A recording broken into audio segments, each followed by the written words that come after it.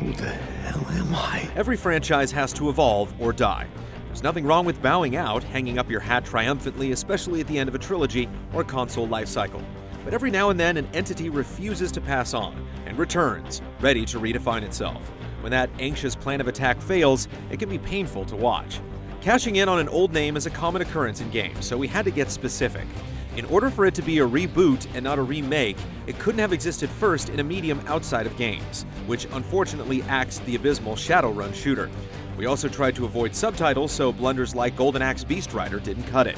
With these limitations, we still found 10 franchises that clearly weren't ready for their rebirth. Jump!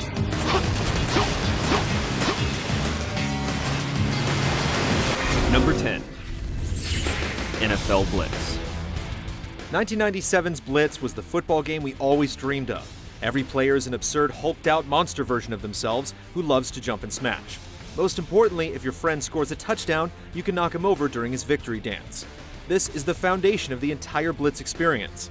Unfortunately, the modern-day NFL doesn't like their brand associated with this kind of funny business. And 2012's NFL Blitz features slightly more realistic character models, kinder-looking tackles, and no victory dance interruptions.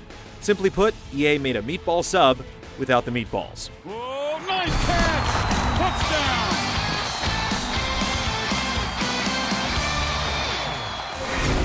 Number 9.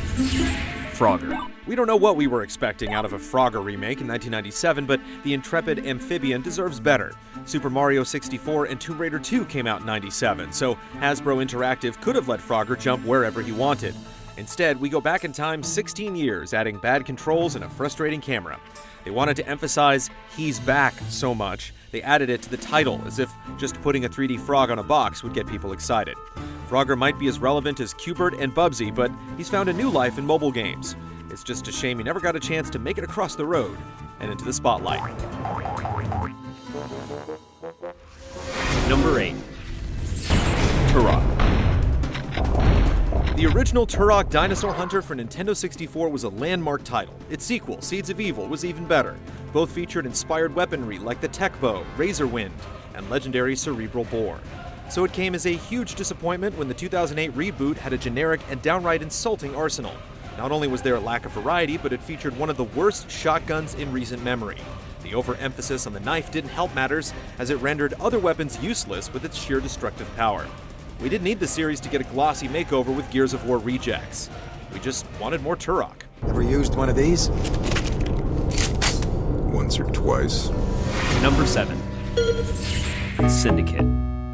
2012 Syndicate was an unremarkable but still basically competent first-person shooter with a sense of style from a dark techno future, so why is it on this list? Because the original Syndicate was an utterly original tactical action game played from an isometric perspective, where you could command a team of cybernetically enhanced agents to create destructive mobs of mind-controlled citizens using a weapon called the Persuadertron, while blowing up cars and even leveling entire city blocks. Taking an idea like that and turning it into a generic story-driven shooter with a grindy multiplayer component would seem like an unforgivable crime. But we do realize game developers have to eat. What are you? Number 6. Medal of Honor.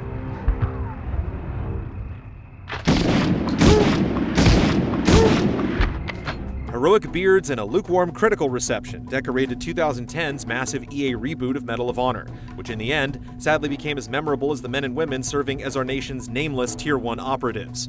Previously set in World War II, the Medal of Honor reboot placed players in Afghanistan, concentrating on a modern setting. Riddled with drab textures, design flaws, idiotic AI, and many other problems befitting of dishonorable discharge. It felt like a desperate effort to keep up with the competition. EA and the now closed Danger Close studio flew their stealth attack chopper too close to the sun, delivering a product that focused too much on the message and not enough on the experience. Those beards, though, those were on point. If he flipped, he didn't do it by choice. Get down! Number 5. Flashback. The original Flashback is nothing short of a classic. It features incredible animation, an intriguing story, and a distinct style. The 2013 reboot of the same name only tarnishes that legacy. Awful voice acting, awkward combat, and plenty of bugs are only some of the problems afflicting this complete train wreck. Worse still is that Flashback attempts to modernize itself in the worst ways, with a skill system that hardly has any effect. The only positive thing we can say is that it lets you play the original, making us long for the days when that was the only game bearing this title. We'd consider this a remake instead of a reboot if it wasn't for Flashback's 1995 sequel, Fade to Black.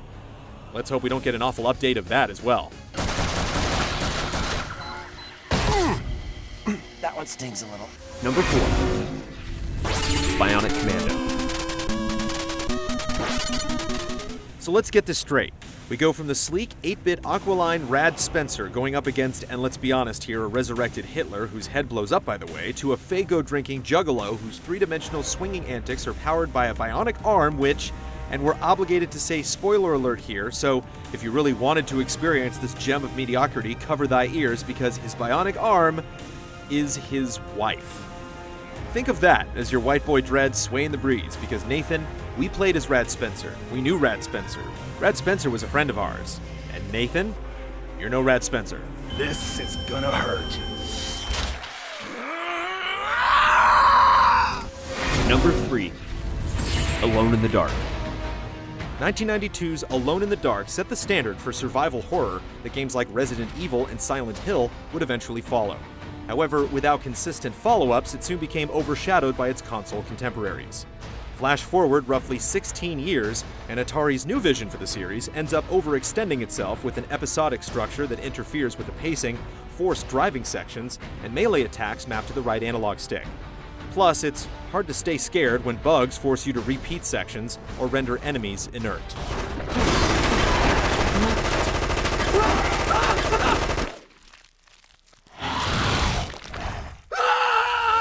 Number 2. Sonic the Hedgehog. We're running out of bad things to say about this game. It's already appeared in more than one of our countdowns and was almost disqualified when we remembered it topping the top 10 worst sequels. Honestly, we couldn't tell you what this game is. Sega called it a reboot, reviewers called it a sad sequel, fans called it regrettable, and we've nearly run out of words. Playing the game this week, it all came flooding back. The frighteningly uncomfortable story, the spastic, unpredictable pace. It's not a game you play, but a game you fight. Like hammering a square peg into a round hole. Believe it or not, it isn't the worst reboot of all time. Okay! Number 1. SimCity. The SimCity series has always been about building your own little world, laying out streets, putting up buildings, and making your citizens happy. It was never about being social. But for the 2013 reboot, social and multiplayer elements were wedged in to justify always-on DRM. The game's servers crashed at launch, the detailed simulation turned out to be a facade, and cities were limited to unsatisfyingly small plots of land. What we wanted out of the new SimCity was more of what made the series great. What we got from this reboot was a product that had its soul gutted and replaced with a nightmare of corporate buzzwords and premium expansion packs, building the future of the beloved PC series on a very rocky foundation.